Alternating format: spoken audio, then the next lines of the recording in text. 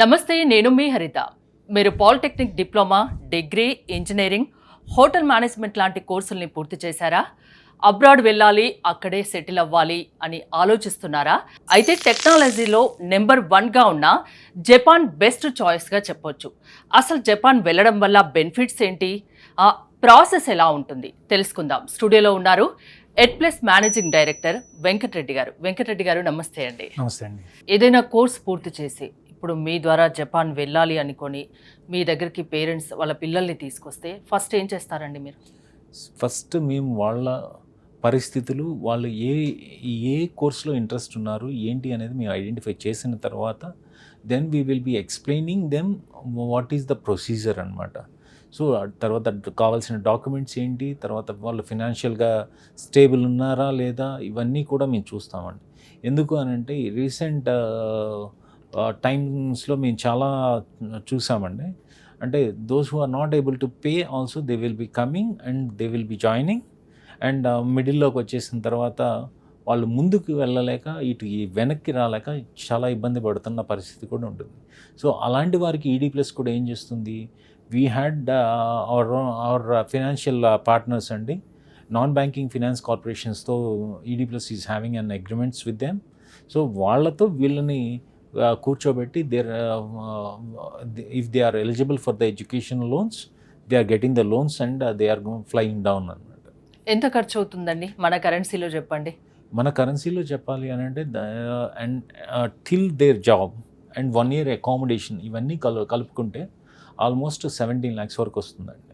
Okay. So ఇది అంటే course అంటే ఎన్ని రోజులు చేయాల్సి ఉంటుంది? హైయర్ స్టడీస్ 1.5 year కోర్స్ ఉంటుందండి, ప్లస్ 1 year అకామిడేషన్ ఉంటుంది, ప్లస్ వాళ్ళకి వీసాలు, ఇన్సూరెన్సెస్, తర్వాత వాళ్ళ అపోస్టిలేషన్ ఛార్జెస్ కానీ లేకపోతే వాళ్ళ డాక్యుమెంటేషన్ ట్రాన్స్లేషన్ ఛార్జెస్ కానీ ఇవన్నీ కలుపుకొని దిస్ కమ్స్ రఫ్లీ అరౌండ్ 17 lakhs వస్తుంది. ప్రాసెస్ ఎన్నాళ్ళు పడుతుంది?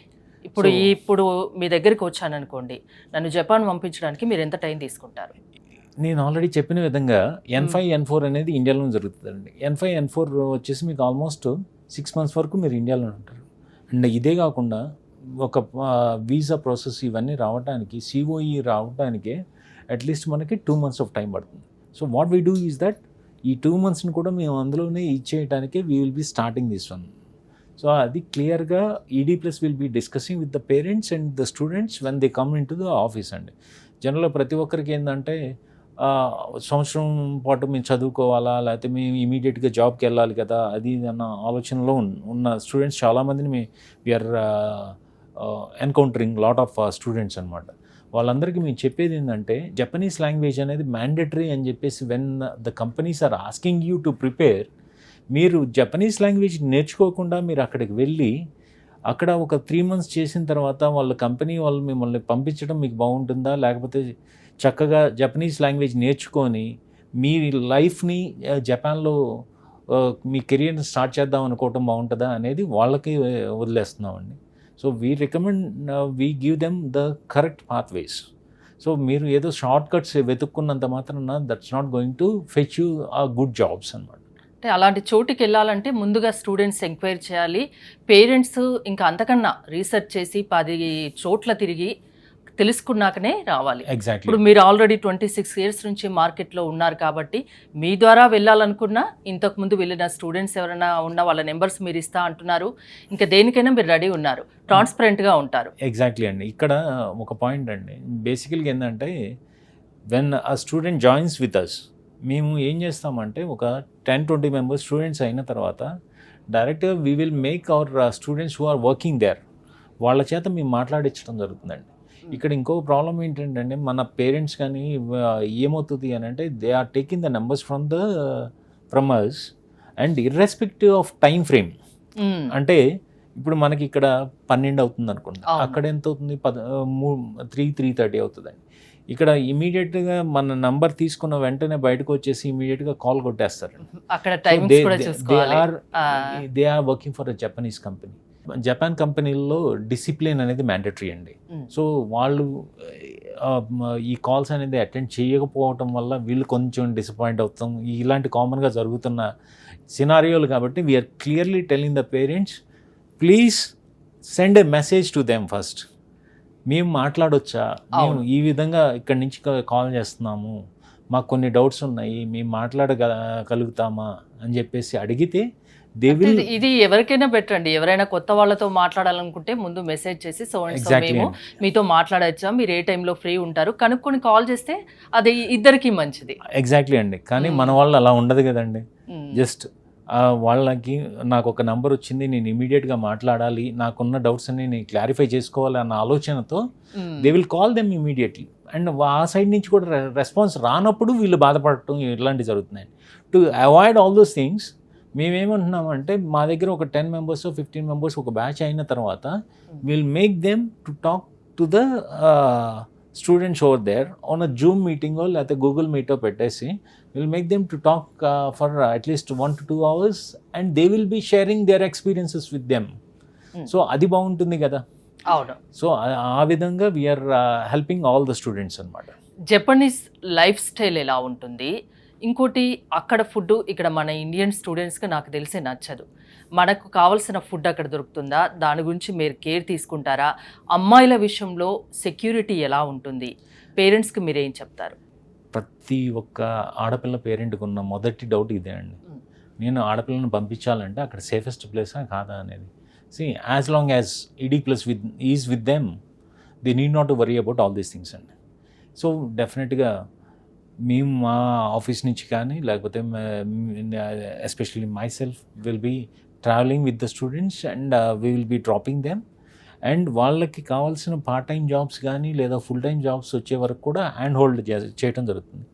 And coming to the food హ్యాబిట్స్కి వచ్చేసేదానికి, yes, food habits are bit different but we can able to adjust అండి. అండ్ ఇప్పుడు మీరు జపాన్లో టోక్యో కానీ ఒసాకా కానీ క్యూటో కానీ ఇలాంటి ఏ ప్లేస్ చూసుకున్నా you will find number of Indian restaurants and Asian grocery కూడా దొరుకుతుంది. సో అలాంటప్పుడు ఇక్కడ there is no question of this. And coming to the life స్టైల్కి మనకి వాళ్ళకి చాలా తేడా ఉంటుంది. They follow that very discipline life. మీరు కావాలి అంటే ఇకాగి అనే బుక్ ఒకటి ఉంది, you can read that book and just find out the way of life. అంటే వాళ్ళు ఏ విధంగా ఉంటారు అనేది కూడా that is clearly mention in that అండి. సో మెయిన్ థింగ్ ఏంటంటే ఆ డిసిప్లిన్ ఉండటం వల్లే they are very much successful then us. So అందుకని చెప్పేసి వీ టెల్ ద స్టూడెంట్స్, మా దగ్గరికి ఈడీ ప్లస్ దగ్గరికి వచ్చినప్పుడు we will be sitting with them and we will be explaining the conditions, how you have to be in your office, how you have to respect your managers or team leaders, and all these things will be taught to them అండి. ఇంకోటి Japan అనగానే భూకంపాలు కూడా గుర్తుకొస్తాయి కదా, కొంతమంది దీని గురించి కూడా భయపడతారు. మరి ఇక్కడ నుంచి వెళ్ళే స్టూడెంట్స్కి మీరు ఎలాంటి కేరింగ్ ఉంటుంది? మ్యామ్, ఇప్పుడు మనం జనరల్గా మనం కన్సిడర్ చేసుకుంటే గత ఒక 50 years నుంచి మనం తీసుకుంటే ఎన్ని భూకంపాలు వచ్చి ఉండొచ్చండి జపాన్లో?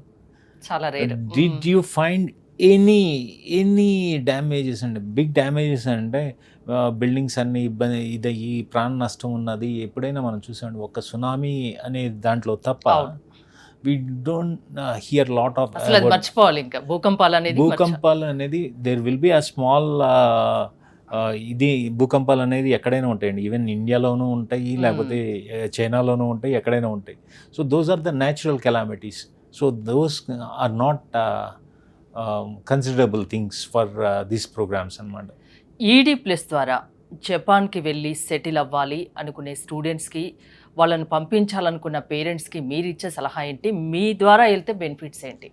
ఈడీ ప్లస్ ద్వారా వెళ్తే బెనిఫిట్స్ ఏంటి అని అంటే అండి, ఒక పేరెంట్ నిశ్చింతగా మా అమ్మాయిని మా బంధువుల ఇంటికి పంపించాను లేదా మా తెలిసిన వాళ్ళ ఇంటికి పంపించాను అన్న నిశ్చింతగా ధైర్యంగా ఉండొచ్చండి. అండ్ వాళ్ళు అక్కడికి వెళ్ళి చక్కగా జాబ్ చేసుకొని వాళ్ళ పేరెంట్స్తో కూడా రెగ్యులర్గా ఫోన్ కాల్లో ఉంటారు. Even ED plus concern persons ఎవరైతే అక్కడ ఉన్నారో they will be also helping all the people అన్నమాట. నేను మీకు ఇందాకే చెప్పినట్టుగా we will be hand holding them for almost 6 months మేము హ్యాండ్ హోల్డ్ చేస్తామండి. వీళ్ళు జపాన్కి వెళ్ళిన తర్వాత వీళ్ళ జాబ్ వచ్చే వరకు కూడా we will be hand holding them. అంటే కొంతమందికి నచ్చొచ్చు, నచ్చకపోవచ్చు, but it is our responsibility to make sure that వీళ్ళు కంఫర్టబుల్గా అక్కడ సెటిల్ అవ్వగలుగుతున్నారు అనేది మేము ఆ కాన్ఫిడెన్స్ అనేది మేము పేరెంట్స్కి ఇవ్వాలండి. That is the trade mark of ED plus. 6 months వరకు ప్రతి ఒక్క స్టూడెంట్ ని మీరు అబ్జర్వ్ చేస్తూ ఉంటారు. ఎగ్జాక్ట్లీ. వాళ్ళది A to Z అని, వాళ్ళు ఎలా ఉంటున్నారు, ఏం తింటున్నారు, వాళ్ళు ఇమడగలుగుతున్నారా, ఇవన్నీ మీరు చూస్తారు. ఎగ్జాక్ట్లీ అండి. అండ్ జపాన్ అనే దాంట్లో కూడా మేము ఒకటి చెప్పగలిగింది ఏంటంటే this is the safest country and your pathways are very clearly mention. మీరు 5 years చేసిన తర్వాత మీకు PR వస్తుంది, తర్వాత మీరు సిటిజన్షిప్ అప్లై చేసుకునే ఛాన్సెస్ ఉంటాయి. And once you got your Japanese citizenship, మీరు ఆల్మోస్ట్ 190 కంట్రీస్లో ఎక్కడికైనా వితౌట్ వీసా మీరు ట్రావెల్ చేయొచ్చు అండి. సో ఇది మెయిన్ అడ్వాంటేజ్ అవుతుంది. సో మనం కెనడాకి వెళ్ళో లేదా యూఎస్కి వెళ్ళి H1Bల కోసం లేదా గ్రీన్ కార్డుల కోసం ఎన్ని సంవత్సరాలు వెయిట్ చేయాలనేది ఇవాళ రోజు ప్రతి ప్రసార మాధ్యమాల్లో మనం చూస్తూనే ఉన్నామండి. యూఎస్ వెళ్తే ఒక 20 years పట్టిద్దా, 25 years పట్టిద్దా, లేకపోతే ఏంటి మన పరిస్థితి అన్న క్వశ్చన్ మార్క్ అనేది ప్రతి పేరెంట్కి ఉంటుంది. And when it comes to the European కంట్రీస్లో యు నేమ్ ఎనీ కంట్రీ అండి, అక్కడికి వెళ్ళి ఏమైనా టెక్నికల్ జాబ్లో మన వాళ్ళు ఏమైనా సెటిల్ అవుతున్నారా అంటే only 5 to 10% of the students are settling there. But మేము ఇక్కడ మీకు ఇంతమంది ఇంజనీర్స్ అవసరము, you can come and apply for this one. And there is only ఒక్క చిన్న ఆబ్లిగేషన్ ఏంద్రా అంటే మీరు జపనీస్ లాంగ్వేజ్ మాత్రమే నేర్చుకోవాలని నేర్పిస్తారుగా. అది పేరెంట్స్కి అనేది మేము వెరీ క్లియర్గా ఎక్స్ప్లెయిన్ చేస్తున్నా కానీ దాని గురించి లాంగ్వేజ్ గురించి కూడా అసలు బాధపడాల్సిన అవసరం లేదండి. సో మోస్ట్లీ ఏంటంటే we tell them the positives and negatives of each and every country. నేను ఏదో జపాన్ చేస్తున్నాను, జపాన్లో పాజిటివ్సే చెప్పాలి అనేది ఏం లేదండి. I tell them very clearly, మీరు చెక్ చేసుకోండి. హెల్త్ పరంగా కానీ, తర్వాత సేఫ్టీ పరంగా కానీ, తర్వాత జాబ్ సెక్యూరిటీ పరంగా కానీ Japan stands first. And whereas other countries have different aspects అన్నమాట. కానీ జపాన్లో ఉన్నది ఒకటి డ్రాబ్యాక్ ఏంటి అంటే జపనీస్ లాంగ్వేజ్. ఆ జపనీస్ లాంగ్వేజ్కి మేము we're training them from scratch. ED plus ద్వారా జపాన్ వెళ్ళాలి అనుకుంటే జపాన్ వెళితే వాళ్ళ పిల్లల భవిష్యత్తు బ్రైట్ ఫ్యూచర్గా ఉంటుంది, బంగారు మయం అవుతుంది. నాకు తెలిసి ఈ వీడియోలో మనం అన్ని విషయాలు చెప్పాం. ఇంకా పేరెంట్స్కి ఏమైనా డౌట్స్ ఉంటే స్క్రీన్పై స్క్రోల్ అవుతున్న నెంబర్స్ కాల్ చేసి కాంటాక్ట్ అవ్వండి. థ్యాంక్ యూ వెంకటరెడ్డి గారు, చాలా డీటెయిల్డ్గా చెప్పారు. Thank you so much. Thank you అండి.